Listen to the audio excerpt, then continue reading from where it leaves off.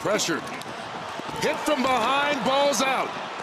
And DC is recovered. 25 seconds left.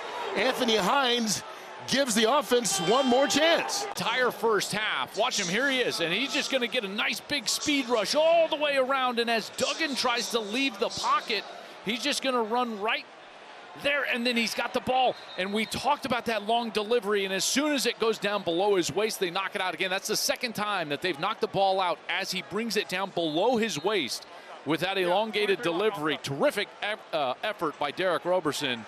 They get another turnover, and now this offense already points in their back pocket. You gotta have eyes on him and play zone. Duggan winds up and completes that one out to Frank Darby. Good run after the catch by Darby. St. Louis looking for a big play, and they get it. There's a flag down on the tackle as well. Defense number 21, 15-yard penalty, first down. Trey Dean called for it. Yeah, and Duggan's got to kind of slide over to his left, and he gets that ball over to Darby, and Darby makes just a brilliant move. And then at the end, here is the horse collar by Dean. You can see clearly he's got the opening of the pads there up top and slings him down to the ground. That, because it was just outside of the 20, Kurt, they attach. Smith on first down with time to the end zone, and Jordan Thomas comes up with the touchdown catch. We're throwing this one. This time it's a level 2 ball. Watch how Jamar Smith drives this ball. Just high enough to get over the top of Arnold Tarpley and hit the big target, Jordan Thomas. That is a dime. And I love that it came right after Skip mentioned throwing the ball downfield. Don't put too much, don't throw it out of bounds. Keep it in bounds. Give your guy a chance. That one right on the money. So I think we're going to be working this post in on this left side.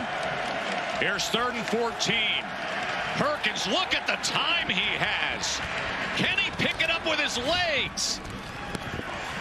As he tries to cut back, spins free. Can you believe that from Bryce Perkins? What a play, Bryce Perkins. Boy, it's going to be Marvin Wilson on the left side here that falls down, and as he gets up, he goes inside, which allows Perkins to out-leverage him and use that athleticism. That's really the first time we've seen Perkins get outside the pocket and look like his old self.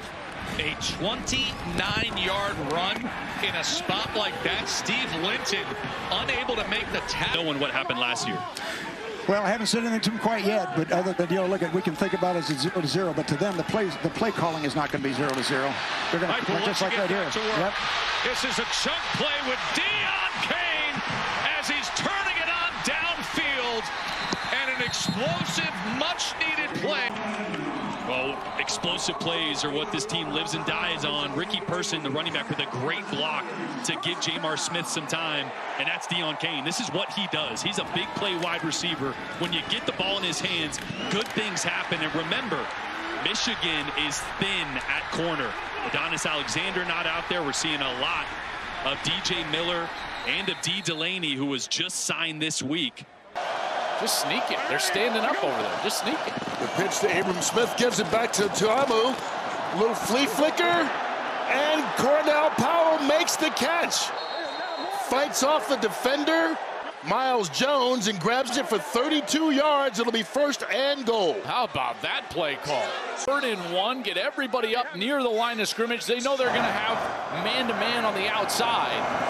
And so they're going to try to take advantage of that man defense. And Jordan throws this ball a bit underneath. And Cornell Powell makes a great adjustment. A lot of contact there right before Tamu is hit. And they're 3rd and 5. Wide 80, wide 80 set. Here comes the blitz. Silvers gets rid of it, one-handed by Butler. Touchdown, St. Louis.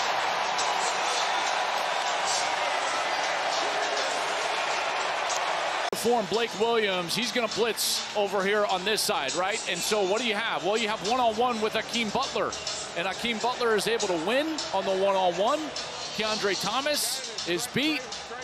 And Butler's able to reach out that big right hand, and he knocks that ball back to himself, and Silvers and the Battlehawks get a score that they desperately needed. Easily their best offensive series of the game. Four-man rush against Smith. That ball's picked off. It is returned by Nakua for a pick six. Kai Nakua.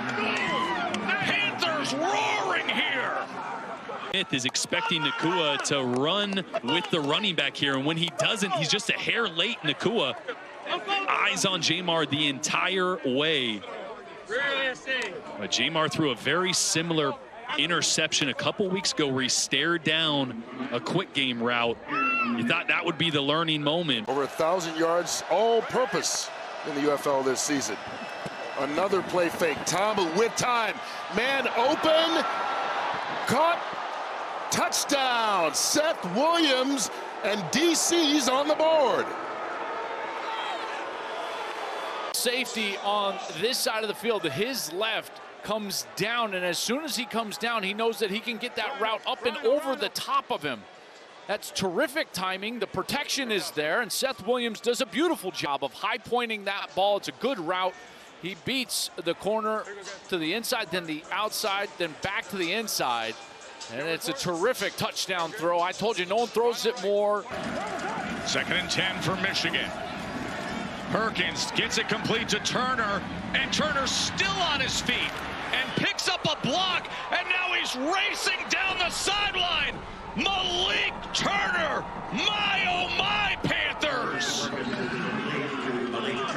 Catch by Malik Turner. Yeah, Birmingham dialed up a blitz. You're going to see linebacker come, and Malik is just going to replace. This is just a veteran decision once again by Bryce Perkins to replace the blitzer, knowing you're going to have some green grass there behind him, and then it's all Malik Turner. That's a guy that's played a ton of football, 44 NFL games, dynamic athlete, and you're seeing just why the NFL liked him so much for so long. That's a broken tackle that went 60 more yards for a touchdown. Top 10 in school history at the University of Illinois in receiving yards, and he goes for 76 here. And it's now a 17-point lead for the Michigan Panthers in this conference championship game.